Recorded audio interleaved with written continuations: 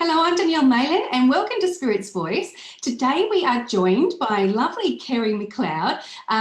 We all know we spoke to your husband the other day, Kerry, Philip, and now we get to spend some time with you and chat about all things mediumship. So welcome to Spirit's Voice. Thanks for joining us. Thank you for the invitation. It's lovely to be here. And yes, I thought Philip did very well when you spoke to him. He did very well. Now, Kerry, let's start. I always like starting about your own journey and how the mediumship came into your life. How did it all start for you? Well, it started for me I had a work accident in 1998 and I was off work for a period of time. And I began to have experiences where I saw things, I heard things, but I didn't understand them fully. Now, I had experiences where I was little and I just blanked them out and didn't do anything about them. But then when I began to see and hear things and sense things when this was in 98, my logical mind, I'm not saying I'm a scientist, but I've got a very logical mind. And so I wanted to understand whether I was indeed, the accident had driven me truly mad, or whether this was something that was supernatural as I saw it then. So I went about finding a spiritualist church in my hometown of Dunfermline. And when I walked in there was a lovely man called Dr. MacArthur. And I went in and sat in for their awareness class, thinking, I'll never be back here. And as I was leaving, I said to him, I don't know if I'll be back. And I remember him saying in his broad Scottish accent, I will. So I just thought, okay, we'll see. But the next week I went back again and again. And it was as the weeks went through, the months passed, the years passed. I moved from that church. I left and I went to the Edinburgh College of Parapsychology, and I went to different places, and I went down to seminars in England and the Arthur Findlay College as well. And during that time, I just began to understand the spirit world a whole lot more. And it's like a part of me was beginning to unfold, and a part of me was beginning to understand myself a bit better. So in 2004, I was actually working in the office where I used to work full time. And who walks in but Dr. MacArthur and his sisters and some other people, and said, we're setting up a church, we're going to hire a hall here. Are you interested in joining me? I said, absolutely. So that was me part of the Dunfermline Association of Spiritualists and Kindred Spirits from 2004. And Jock passed into the spirit world in 2012, and I tried to fill some very large shoes, and I've got a fantastic team of volunteers that helped me. But I began to understand my mediumship. I began to understand what the spirit world were trying to tell me way back in 98. Took my first service in 2005 and began teaching in 2009. And it's just been a journey of, I would say, self-discovery, but it's more than that. It feels like my soul is on, sometimes it feels like an absolute roller coaster, where for somebody who likes control and likes to know where they're going and how it's going, working for the spirit world comes with no instructions. It really is just allowing it to be, which at times can be really difficult. But it's something that I wouldn't be without. People ask me, where did your mediumship start and where did your home life start? For me, they're interblended. I can't separate them out. A medium, it's not saying it's who I am, but it's what I am. My very soul knows that soulful connection to what I see as God. I'm not saying I get there every time I work with the spirit world or sit in the power, but I know what it feels like, and I know what it feels like to know that I'm doing the right thing, and that's what gets me through those major challenges. And that's a really common thing, isn't it? Because that control, it's so hard to let go of that control, especially when our lives are so busy and we're used to that little switch being on all the time. Now, you are a qualified coach, and so you now blend your coaching in through your development classes. How does that all work, and what sort of additional level of understanding does that give to your classes? Yeah, I studied at Edinburgh Uni, so I'm a trained psychotherapist and counsellor as well. And then I've done 2 qualifications in coaching. And for me, it's part of who I am. Now, I know as tutors, we're not there to mummy or rescue or pander to our students, but there are times where they need a little bit of something. And for me, the unfolding of the personal journey together with the developing of the spiritual abilities go hand in hand. And often spiritual unfolding process is stinted because the student is unwilling or not ready or insecure about taking that process of unfolding their own self. So where they begin to have those fears that creep up in them, or the familiar thing is the no, it just jars something in them. Or if they've got something that has emotionally affected them, that's left a bit of trauma in there, if we don't as individuals work through that personal development, then it will in fact affect our mediumship as well, because who we are is how we are as a medium.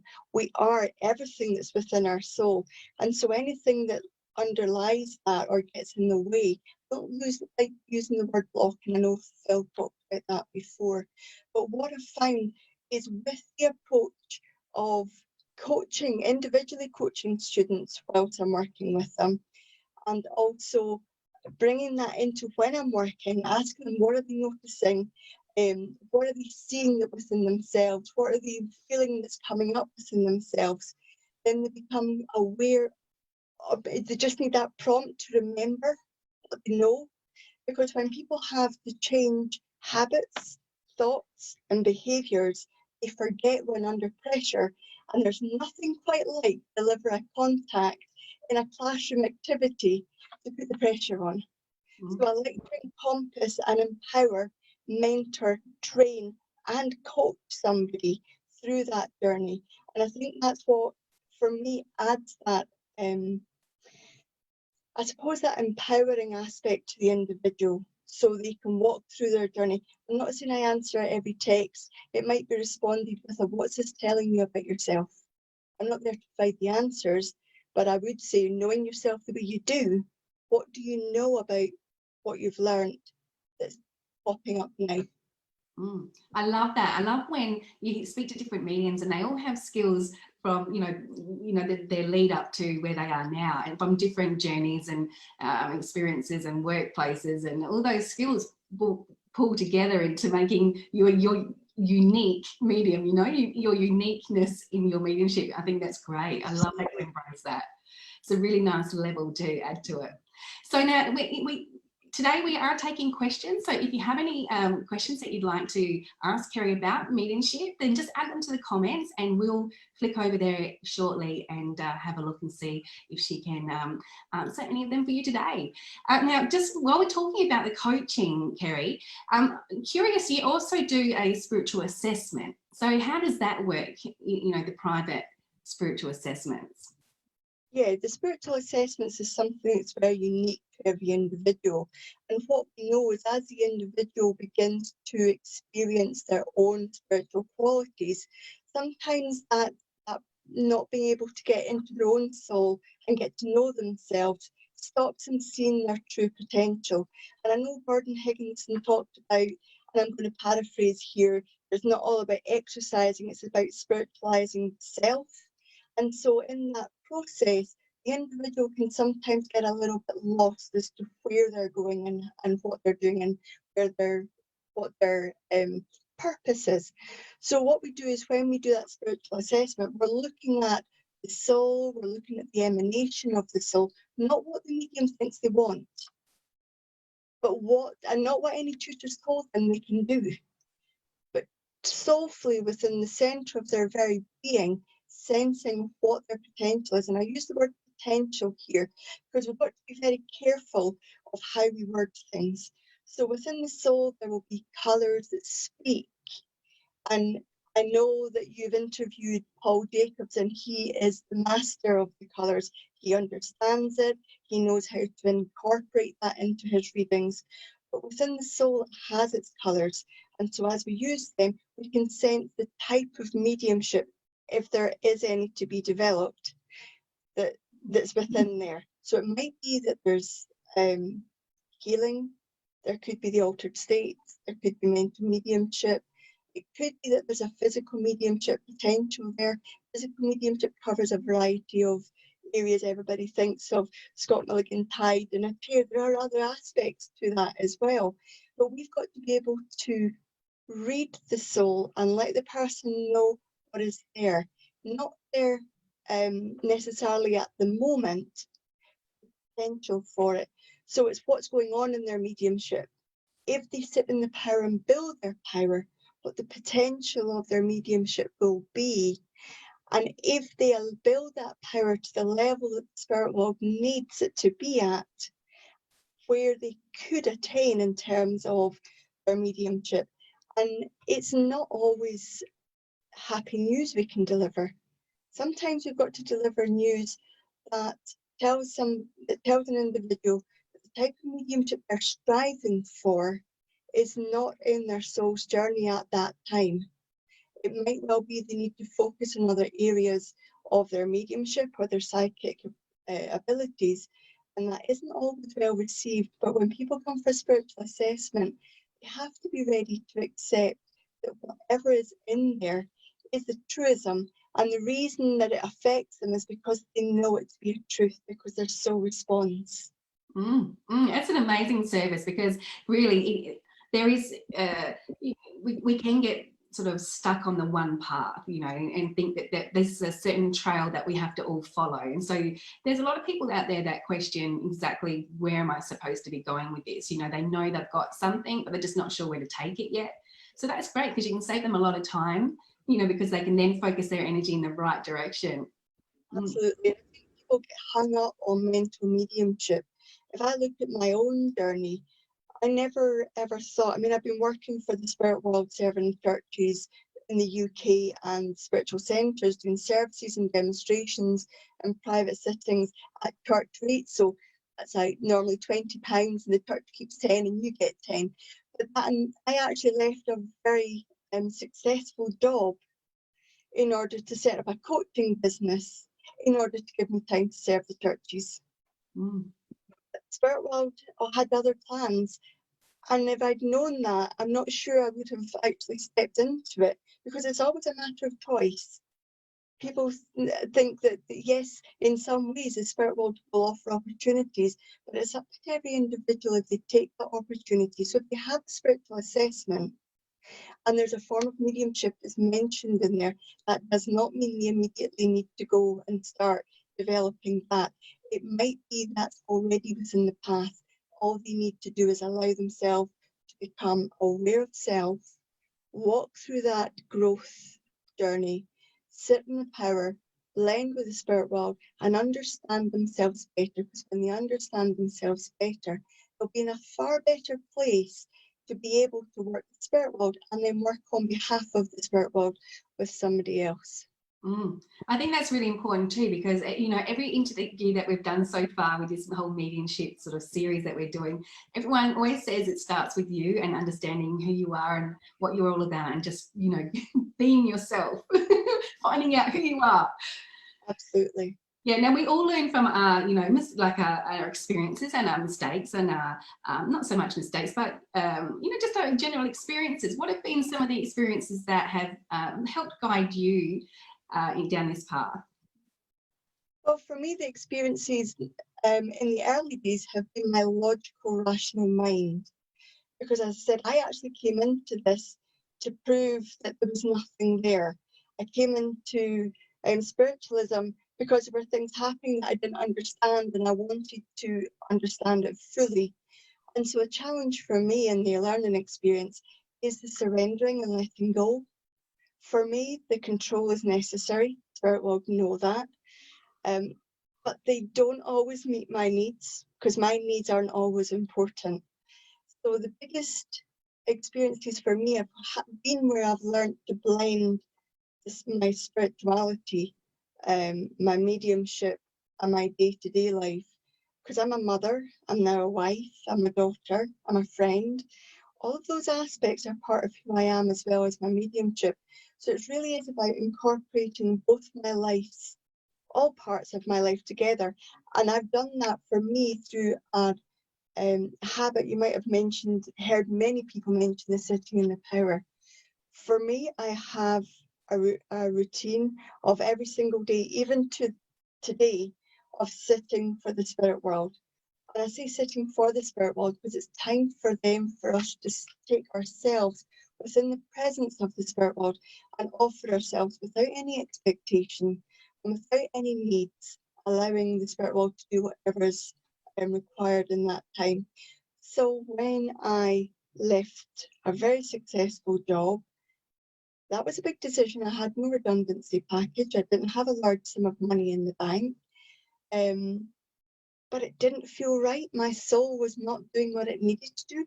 I was unhappy. I was working 70 hours a week. I was coming home and I was not content with my life. I had materialistically everything I needed. But spiritually, I had the churches and my service to the spirit world, but there was something lacking.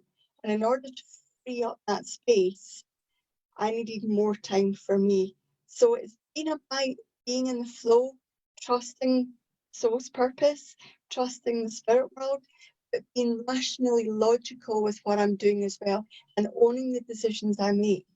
I've very rarely, apart from when I may be having a mild stroke, blame the spirit world, because I am where I am because of the decisions I've made. They've never coerced me. They've offered opportunities. And I remember Doc always saying to me, are you not going to take that opportunity? It's been offered. And it sticks in my mind. If it's been offered, if it doesn't feel wrong, then it's a fear that's holding me back. And I need to attend to the fear or I will miss out. And it's that constantly stepping outside the comfort zone and into the unknown, which is not natural for me, I have to say. I like to be where I know where the lay of the land is. But the spirit world and that doesn't go together. So for me, there's a real letting go and trusting. That's a big thing, isn't it? Because stepping out of that little safety bubble that you create in just stepping through that biz, just right where you need to be to just take that next step, isn't it? Big thing to do. But now I was going to actually talk to you about that because you and Phil both do this sitting in the power. You're very dedicated to doing at least an hour a day. I love that. I mean, can we just talk about the importance of putting that time aside just to dedicate to that connection? In the earlier days of somebody developing their spiritual abilities, sitting in the power will allow them to get to know themselves better. So in the early days, we shouldn't really be seeking for the spirit world to be joining us. I remember when I started, and way before I knew what it was called, I hadn't heard any of Gordon Higginson's videos that are online talking about it, but I used to find myself going in and I knew it wasn't meditating because my mind seemed to just drift. So I knew I wasn't meditating because everybody else had these beautiful journeys with beautiful people and came out with wonderful stories. I never. All I knew was I sat there, I felt like I had this enormous hug, and then time would pass and then I'd come back. There were different experiences every time. And it's only after I became more aware of the formal training that I became aware of what I was doing naturally, because the spirit world taught me in that space. I realized that what I was learning, I already did in the spirit world. We're doing that. So sitting in the power in the early days is about unfolding our own self, getting to know ourselves, becoming aware of who we are, accepting who we are, forgiving who we are, forgiving others, allowing ourselves to truly be at one with ourselves. And when we've done that, our soul is ready to possibly communicate with another soul. And this is the reason we keep people working in the psychic to begin with, because we need to know that our own soul and our experiences, our pains, our laughs, our trauma, our grief will be touched when we work with another soul. And we have to understand within ourselves what triggers are being touched in order not to ignore and push to the side, but embrace and accept and acknowledge, because we need to use our emotions. can't use our emotions because they're triggered by somebody else. We have to be aware of that. So we need to be sitting in that power and allowing that development to occur and allowing it to manifest whatever's ready for manifesting in that time. And then slowly, as the person gets used to sitting in that space for longer, and I know people say I sit for 10, 15 minutes a day. Well, on average, the early person to sitting in the power normally takes no less than 10 minutes to be able to disengage their mind and get into that splendid place with the spirit world if they're there. So for me, to spend as long as you can, there's no moments wasted with them. And as we begin to find our blend with the spirit world builds, they will come in and start developing, holding us in that space, whether it be for the altered states, mental mediumship, whether there's a spiritual development happening in the individual, whether there's a progression within the self happening, the spirit will need that space to work in. And so if we're not giving that space, then we're using our mediumship and not allowing ourselves to be replenished, not allowing ourselves to keep our power built up. So it makes sense if we're going to do a demonstration for 90 minutes. We need to be in the power and be able to hold it for that length of time. If we can only sit in the presence of the divine in the power for 20 minutes, then I wonder what happens to the other hour and 10. We need to build that resilience up within our own soul. The soul is like a muscle, we need to exercise it, but it isn't easy, it does need perseverance, and it does take time. For me, I find it a bit more natural to get there in a shorter space of time, whether I'm sitting at home or going into join the spirit world if I'm demonstrating. But for others, it might not feel the most natural thing, but it's so worthwhile. It just is just a lovely place to be in. And what sort of advice, I mean, a common question is, how do I quieten my mind? You know, that people start doing exercises like that, whether it be meditation or, you know, sitting in the power, like you say. What can they do? What advice can you give those people that have trouble quietening the mind? Don't try quieting the mind, because what we've got to do is allow ourselves to follow the mind's thoughts, to allow ourselves to, if we ignore thoughts, we know that what we resist persists. So if we're trying to ignore something, it's going to come back. So the best way to quieten our mind is to go with the flow, go with the thoughts. If you've got the shopping list or the car repair or the housework or something else that's driving you nuts, allow yourself to follow that, because your conscious mind will get engaged in that. And sitting in the power doesn't need the conscious mind to be active. It needs it to be out of the way so that the subconscious mind can be worked. So what I've got is, when I'm talking people into the power, and it's similarly to what a number of other of the pioneers that are in the spirit world now have used, is the white light. It is about giving the brain, the mind, something to do, keeping it occupied. And it's not meditation. It's just allowing the mind to be filled into keeping busy, because that's the mind's job. The mind's job is to have control, have order, and know exactly where it's going. So to sit in the power, you can't think your way there, you can't control it. It is a surrendering and being. So when the conscious mind is busy in a daydream, or it's busy thinking about a white light, or it's busy thinking about the shopping list, at that point, if the spirit world wants to come in, there just will be, it's almost like a soft hug of the spirit world coming in. And we can use all different words for that. But for me, it's a blending, it's a surrendering, it's a being. Sometimes I'll just have no conscious memory of it. Other times I will know that something's happened, that they've been busy. Other times my clairvoyance kicks in and I'm following things through streets. And other times I'm just sitting in my own power. And every time should be different, because the need will be different each time we sit. I love that. I love the hug. I love that. It's a good way of saying it. So what about emotions? Like, how do your emotions sort of influence mediumship?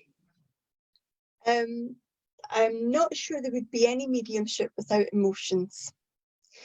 I'm predominantly clairsentient because the way my mediumship works is everything comes through the clairsentience, and I'm sure there's a lot of mediums out there that would relate to that. For me, I feel the emotions, I feel the clairvoyance, I feel the clairaudience, I feel the clairolfactoriance, the smell. Funnily enough, I do taste in my mouth the clairgustance. So I do have that. But normally, I mean, there's the odd time I'll get a picture and it's right there. And I'm thinking, oh, why can't that happen more often? But normally if I'm getting clairvoyant images or like a movie board happening, for me, it is about feeling what that's telling me. I'm going beyond that stage at the early part where people use pictures symbolically, going much more deeper than that. So for me, the emotions is where the seat of mediumship comes from. And emotions, we talk about that gut feeling, or our stomach having butterflies, or a knot in the stomach, and generally we're meaning emotions. So for me, my soul is in that space as well, and my soul is all of my being. So if I'm working soulfully with a person who happens to be breathing or not, then it's my emotions that allow me to understand their soul. If they're showing me pictures, I need to feel them. If they're giving me a word, I need to feel what that word is. So for me, there's no mediumship. For me personally, there's no mediumship without my emotions, which is why that personal journey is really crucial. I remember when I first started my mediumship, I went through a horrendous time of loss of a relationship. And it was a demonstrate, and I had a plaster cast on because I had a broken bone as well. And the very next time I demonstrated, which was only about 10 days later, I used all of that emotion because I knew that the person in the spirit world had the similar but worse experience than I did. And everything that I just experienced came flooding back. I remember saying to them, really, that's not very fair. I remember that voice through my feelings saying to me, you said you'd worked for us. Everything you've experienced will help another one in their healing journey. And I've never forgotten that. And that was, oh goodness, over a decade ago. And I guess that leads us into the next question, because the next question was the common one, where how can they deepen their evidence, like expand on the evidence? Like what's advice that you can give about getting better evidence? Yeah, I think sitting in the power is important. So if somebody wants to be able to go deeper into the evidence with the communicator, they need to be able to hold that power within themselves. So firstly, there needs to be a regular practice of that. There also needs to be holding the power when we're working with the spirit world. So we see some mediums and they're in and out of the power, they're dropping it, they're in and out. If we're coming out of the power, there's a risk that we might make it up. There's a risk that in searching for information, we might, our mind can make things up. Yeah. There's also a risk that we get a picture and we latch onto it and then we decipher it without feeling it. So if somebody's showing me a picture, if I don't hold that and go deeper into the feeling beneath that, then it could be a million different things, or we might stay at a level where it's symbolically there. So we know that in basic mediumship, I'm going to call it that, horses' strength and cats are healing. And if people want their mediumship to plateau there, then they need to be happy with that. If they want to deepen the evidence, it's the feeling of the essence of the communicator and what they're bringing that helps us understand the picture or the feeling or the sound of whatever name we've got. Because having a name in itself doesn't always mean something. It could be a person, a thing, a place, an item, or an animal. So we need to feel within that word and allow ourselves to fully be engaged in the process. So what we sometimes talk about there being like the Hansel and Gretel following the breadcrumbs to get home. We're too quick to pick up the breadcrumbs and run. Each breadcrumb in itself is a part of a story. And if we look at that breadcrumb and go beneath that and explore, then the spirit world know that we're going to do that, and they need to give us just tiny pieces of evidence, knowing that we will do our job and won't just hand out things like number one or DM name or basic information that the medium should be able to work if they're in the essence of the communicator. And that is such a wonderful place to be.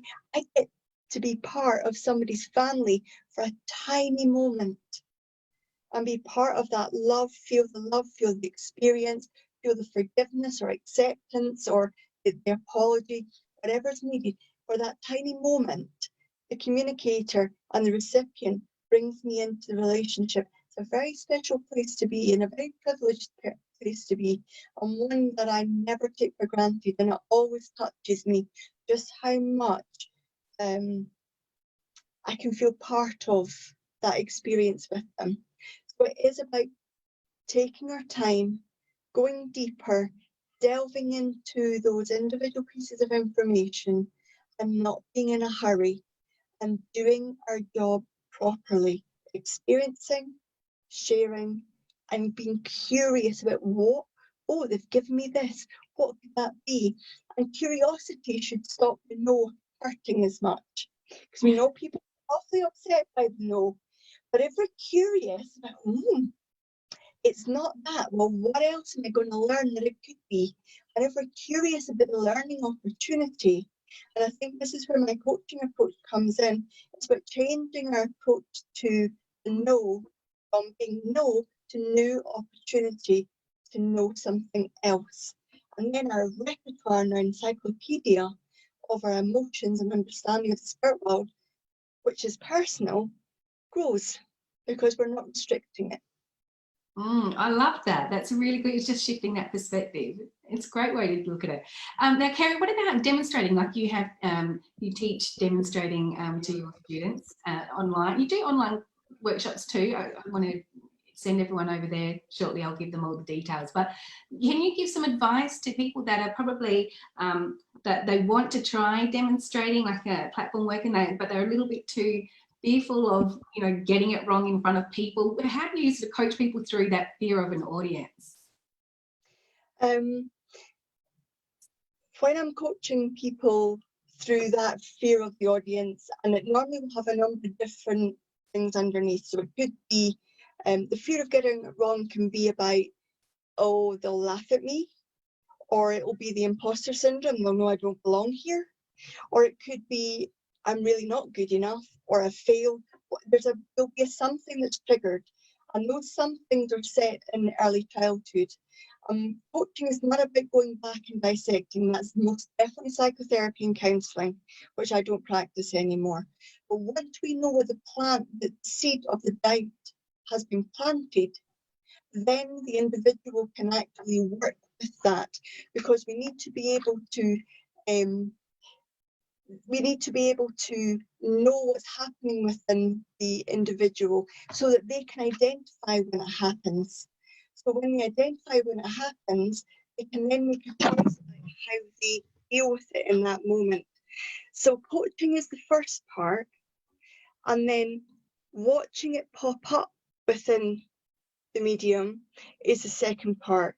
And that's where we say, so you know that there's something happening, you have a choice now. You either go down the trigger that's always been, because it's a behaviour and a habit, and it's almost like a self-sabotage, or you can believe something different and go the other way. And if somebody is really fearful of getting it wrong in front of people, then knowing that it's an old self-limiting belief and that they have a choice, And when we're coaching, I don't give answers. They come up with what their new choice is. And we work with exercises that unfold that new truth. Because what we find is the limiting belief is based on perception and isn't real in the first place. Whereas a new belief is tangible because the soul knows it to be. The soul understands it, the soul recognizes self. And so when we hear our mind and our mouth and our say something that our soul believes, there's an alignment. But it takes practice, because meanwhile, they are trying to work out the mechanics. They're trying to stay natural. They're trying to stay in power. And they're trying to do all the other things that they're meant to be doing, following the essence of the communicator and delving deeper and making it look like that they are doing it without any stress or work. So we understand there's a number of different things need to happen for that communication to take place. So what we find is if somebody's developing spiritually and unfolding themselves and working on self, their mediumship will kind of not, it will plateau for a moment. I've seen it in all the students I've worked with, because we cannot unfold our emotions and expect our mediumship to be going through the roof. But then once that's happened, and it's like cracking a nut, it can be very, very painful for your mediumship to be stretching and breaking through and into new ground.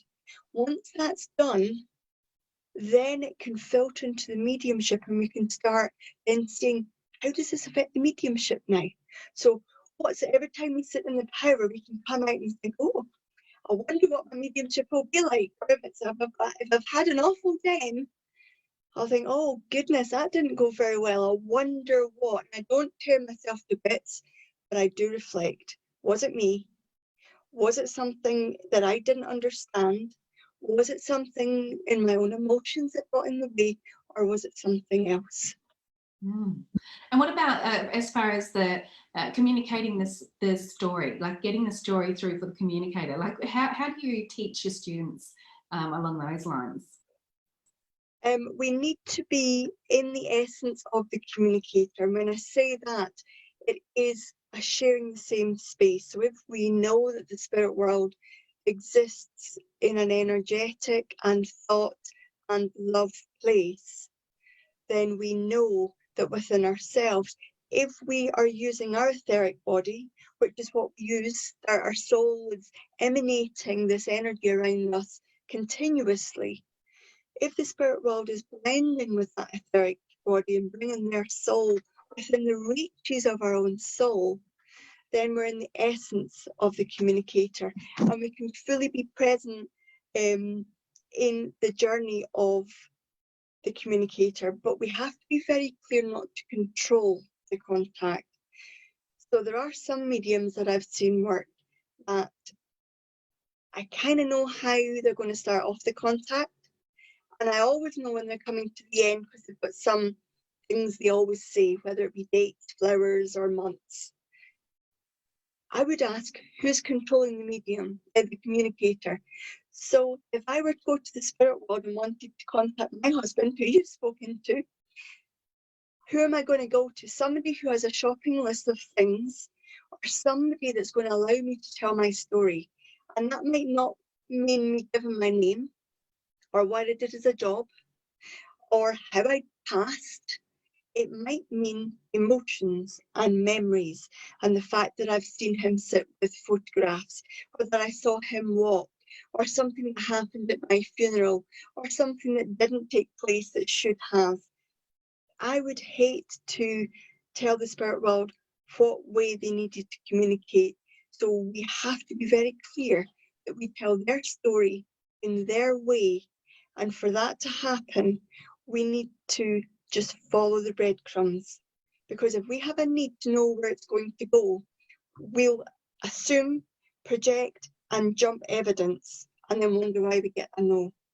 If we go slowly and respect the spirit world in a way that they're real people, because they are, and allow them to blend with us and allow me to be part of their family for that small moment, then every single contact should be very, very different. How it starts off should be different. Some contacts will be very objective in terms of evidence. It might mean that the recipient needs that, or it might mean that's where the communicator always was. Not very demonstrative or emotional, facts and figures.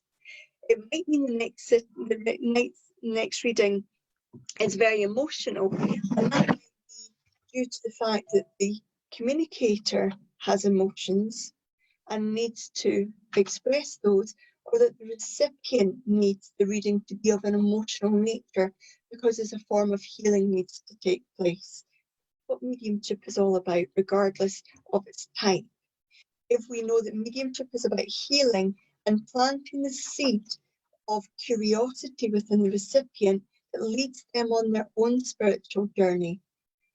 If we can do that for a recipient and get them one step closer to knowing or questioning what happens after physical death, then I think that's our job done. And but how do you, these when you have those mediums come to you that they've already probably had quite a bit of their own development and they've got in a habit, that's, you've got to kind of retrain. How do you, is that an easy thing for everyone to do? Because, like we said before, there's a theme that's going on about controlling and letting go of that.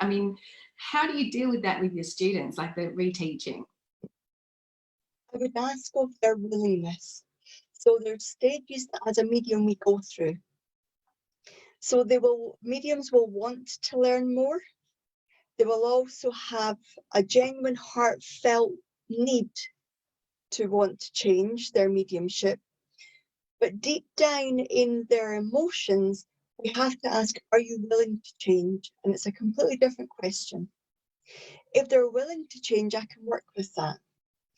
Through a coaching approach, I would be working with the individual to say, so if you change your mediumship, what is it going to feel like? What's going to happen in you? When it begins to feel all different, what might be the output of that? When it begins to not work the way it used to, how will that feel for you? What will that mean for you as a medium? And we're always very wary is when we're working with somebody, if I'm working with an individual, we do need to break the habits, but we need to also allow them to accept that things will be different, but that doesn't mean they're not the same quality of worker for the spirit world. So when they come in, I normally have this little thing, and many people will have their own saying. I'll say to them, can you leave everything you know in a lovely little basket with a ribbon on it at the front door? It's not going anywhere. It doesn't mean that anything you've been taught before is wrong, because we know that different tutors have different ways of teaching. All I ask is that whilst you're in this class, allow me to share what I feel is the correct way with you. Don't resist. Don't try and tell me that somebody else does it differently. There needs to be a willingness for newness. There has to be a willingness to let go and a willingness to see how your soul wants to work with the spirit world. So what we would ask is that if they know that they're willing, then we need to look at then what's going to happen when things change. People don't like change. I certainly don't like change. And if we look at what happens to people when they're outside their comfort zones, we only need to look at small children who are not getting their own way or are scared. Tantrums, tears, anger, it's your fault, you're not a good tutor, and the list goes on. We need to focus in and say what's really happening here. From everything you knew from the early stages that we spoke, what's happening here?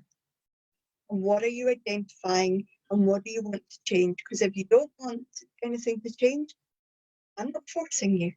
There needs to be a willingness to change. So it's not going to be the easiest of journeys for the individual. I don't have any problem with it at all.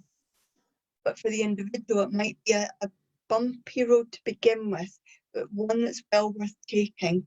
Because anybody whose mediumship is plateaued and they become very comfortable in that space, I would ask them what's holding them back, because they can be a much better medium for the spirit world if they stretch and grow and learn. For instance, we're now all working online, completely different way of working. And so we're having to use certain aspects of our formal training to the button in order to make sure that it works. And it sometimes does and it sometimes doesn't. It's that trust and surrender, like you say, isn't it? Okay, now we'll get into the questions in a minute, but you've got so much great content and resources on your website, and Philip's as well. I mean, could you talk us through some of the services that you offer? Yeah, sure. It ranges, because I come from a coaching background and I see coaching as an integral part of a medium's journey. And I offer coaching sessions. There's also the online mentoring. Now, I know there's a lot of mentoring courses out there, and it's just an alternative option for somebody because they get mentored one-on-one. So we get to tailor a program for them, and we're able to work with them individually and work in on those small areas. And in between, we might do 1 or 2 coaching sessions just to figure out what's popping up for them and getting in the way, and then see where it happens in the mediumship, and then allow them to go away and practice. We've also got some, because we're all housebound at the moment, or indoors, so our travels have been curbed. So we know that a lot of people are moving to online, and we've seen some online demonstrations and some are excellent. We watched a lovely service last Sunday, and the service was lovely. There are other things we're watching, we're thinking, not too sure that their mediumship is translating to online. So we're doing some training for online mediums, just to share what the different aspects of mediumship and how they're needed. And then there's also private sittings, placements, one-to-ones. And what we're doing as part of our online training is observing students. So they record a session, put it into us, and we give verbal and written feedback to them. Because sometimes when we're one-to-one mentoring, we don't see the true medium because they're in a classroom setting. We never see the true medium in a classroom setting because we've pinned them to a tiny space and we're working on the pieces that don't work. So and they feel the pressure. Absolutely. So when they're in their natural environment, they're doing an online demo, or they're doing a private sitting, all they need to say to the recipient is, can I use this to send to my mentor? They're going to have a look at it and they're going to give me feedback. And when I look at that, I'm able to see and sense what's happening with the medium, what's popping up, where didn't they go, where did they avoid, where didn't they see they could have gone, and what did they drop in terms of evidence. So it's a lovely way of honing the skills within the medium, and it's almost replacing the classroom teaching at the moment, which we can't do. I think that's very valuable, to have that feedback, to have somebody actually give you the feedback then and there on a really authentic connection. I think that's brilliant. And I mean, Shannon just mentioned she loves this so much. And is there a website or a link to learn more about how to take the tutoring lessons?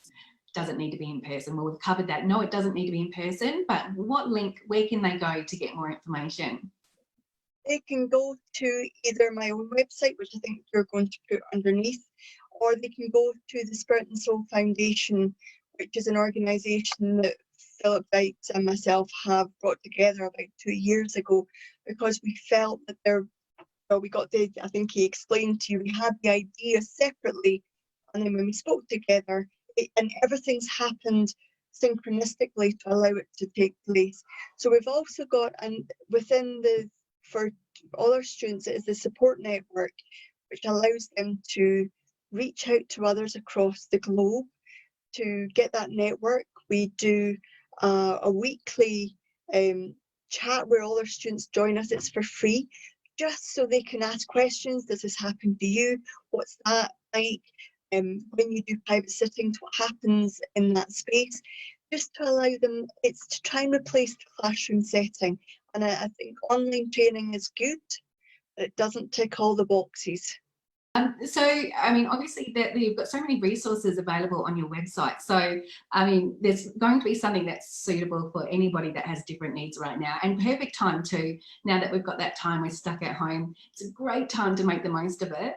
And what about on Facebook? I know you have a lot of posts on Facebook about certain classes and speaking events that you do. What's your Facebook link?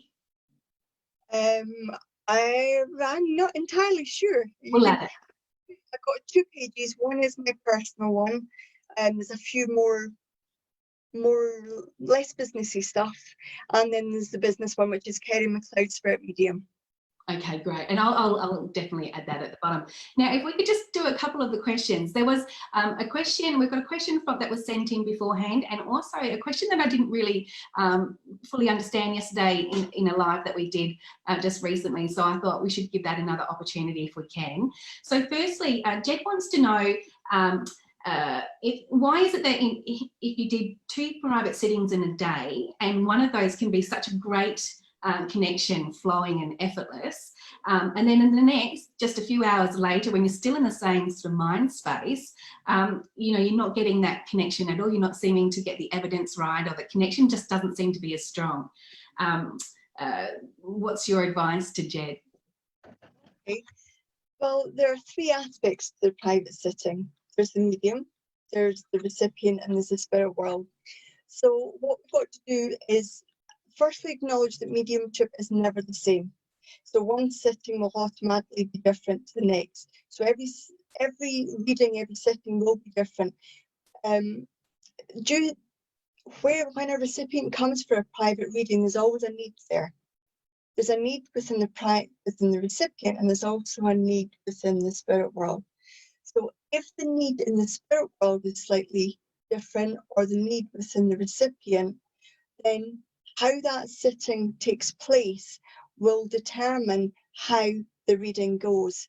And if we measure the success of a reading by our own gauge, so if we've got names and dates and places and objective evidence, and we call that a great sitting, and the next sitting might be an emotional one where we have lots of emotions and memories and walking down memory lane, and there may well be the place where we're judging a good reading from a bad.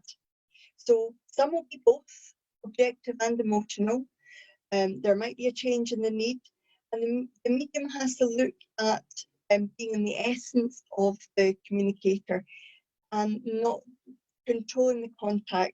So if the communicator is a very shy, retiring person who doesn't like to be in the spotlight, doesn't normally speak about themselves, it will be very different to communicating on behalf of somebody who is present and happy and jolly and extrovert and colourful with their language and their clothes and it's just a very different communication. It feels very different.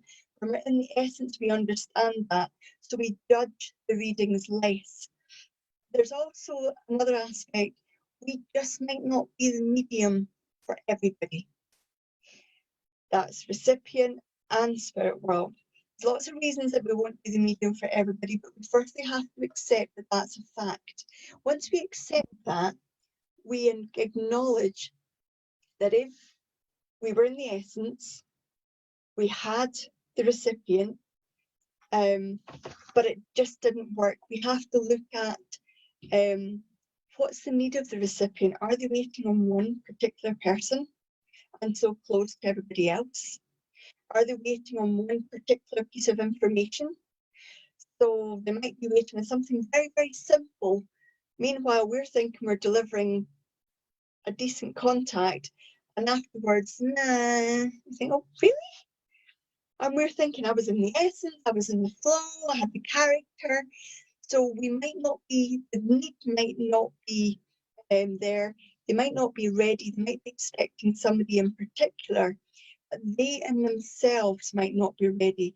If there's a recipient that's very deep in grief, then that itself, in order to receive a contact from somebody from the spirit world, there has to be a process in the grieving that acknowledges the loss.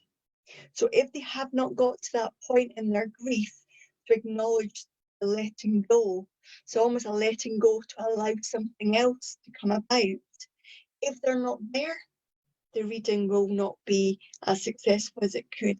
And we have to also look at the medium will not be 100% correct.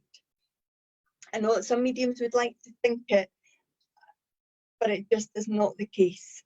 If we're looking for 100% accuracy, then we're at a risk of trying to control and force, and then there might be something getting in the way about the no's or the need to be correct, and that makes the contact about us and not the communicator. That's a great explanation. Now, here's the question that I didn't understand in the previous live. Serena wanted to know why is it that when she's doing mediumship, she sees the spirit in her mind, and then sometimes when she's not in a contact, she's not in a reading, then she sees them as holograms. She wants to know, are these people in the room her spirit helpers? Okay. So I don't know the person, so I'm going to speculate, and this might not be the answer. I could be equally as wrong as I could be right. So clairvoyance works in many ways, and it's all subjective to the medium. So when the medium is working in the essence of a communicator and is getting the clairvoyance and working through the clairsentience, the clairvoyance is projected through the eyes of the medium, and it gives it this essence and this flow when we are in the reading. If we continue to want to be in contact with the spirit world after we've finished working, then we may well project that clairvoyance out, because in a sense the medium's taking the pressure off, she or he is more relaxed, and they're being able to see clearer. So that's why she might think it as a hologram, because she's more relaxed.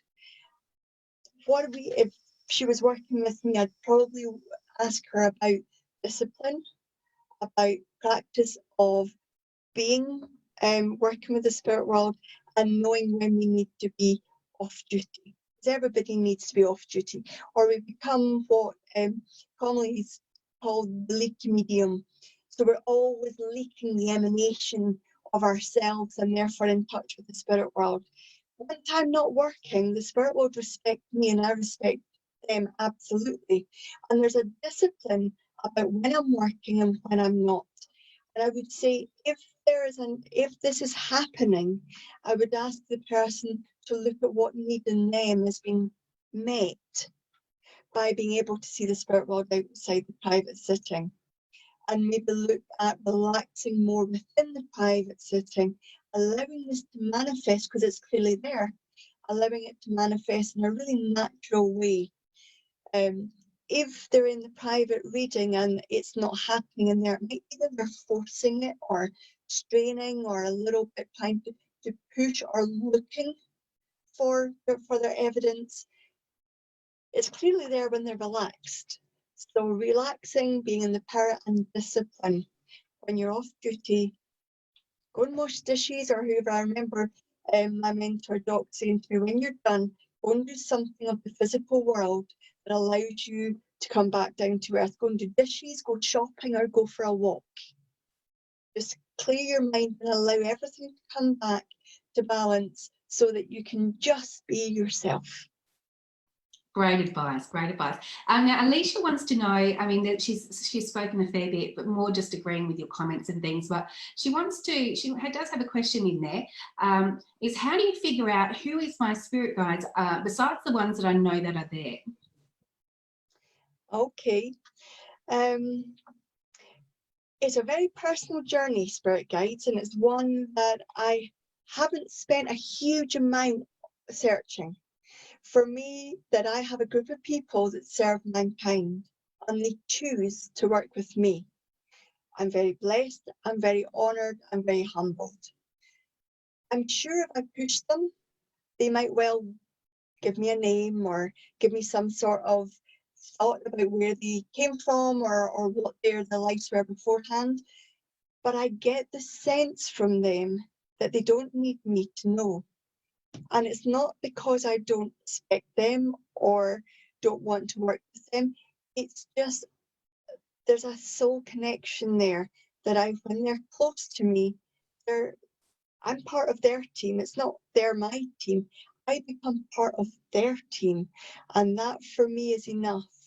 And if all together we're working in the direction, especially at this time, to serve a common need within people, whether it be coaching, private readings, demonstrating, talking about spirituality, spiritual growth, spiritualism, the spirit world, whatever the need is, then I would ask her to focus more on that. If there are things out there that you can sit and meet your guides, and they're all fine and well, if you don't get in contact with them, please don't be disheartened. When the time is right, they will show themselves or allow themselves to be felt in a recognizable way. But we just have to be part of a team and allow that essence and that energy to flow and be. Because what their purpose is to truly support and guide and help us help a greater purpose. So if we look at that, then they are working with us to serve something larger than us. So it's not about us in a way. Mm.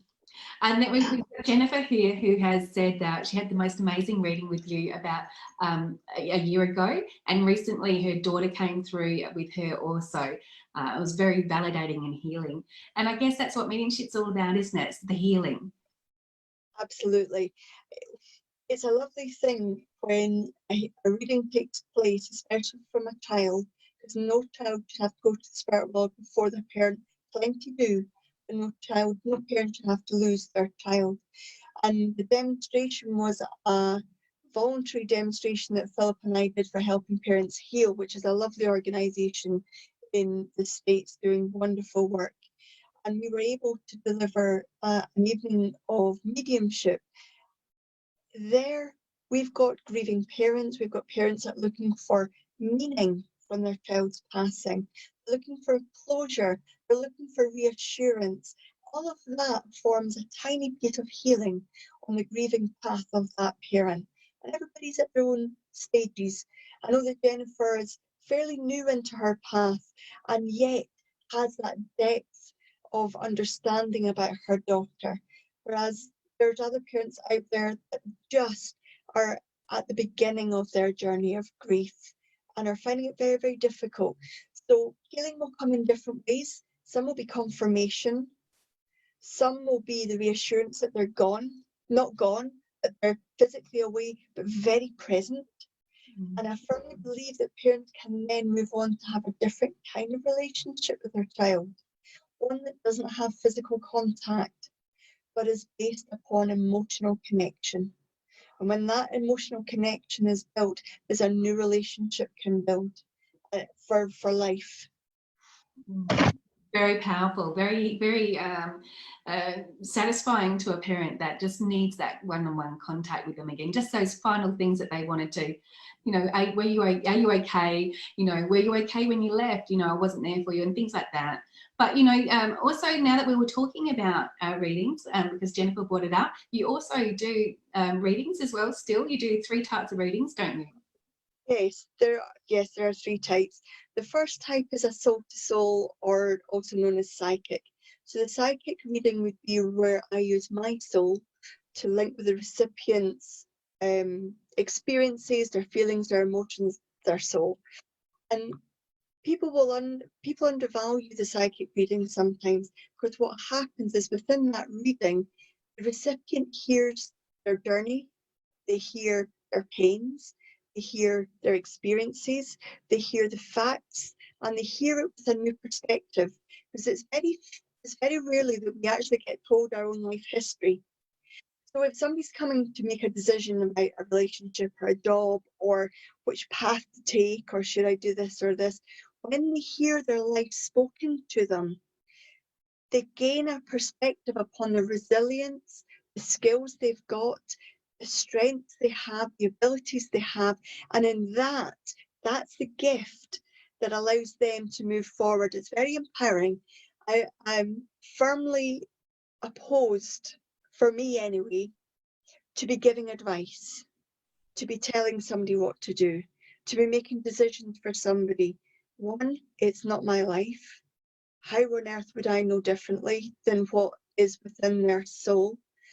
If I'm working at the depth of the soul, and I know that there is a very strong sense that there's a need for something to happen, then when I say that, the recipient's soul and heart will hear that and know it to be a truth. And in that, just something happens that allows them to know that it's the right thing.